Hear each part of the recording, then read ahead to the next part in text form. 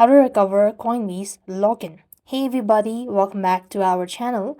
In this video, I'm going to show you the procedure to recover Coinbase login. So what you want to do is you could either use the browser version of it or you could use the app. I'm going to use the browser version of it.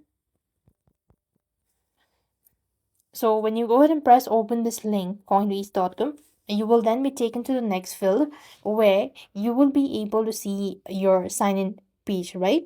Underneath the sign in, you could see forgot password. You could just press the forgot password link to receive a reset link via an email. Now you could just visit the account recovery page, enter the credential and follow the prompt to verify the ID using a photo or using your government issued light ID.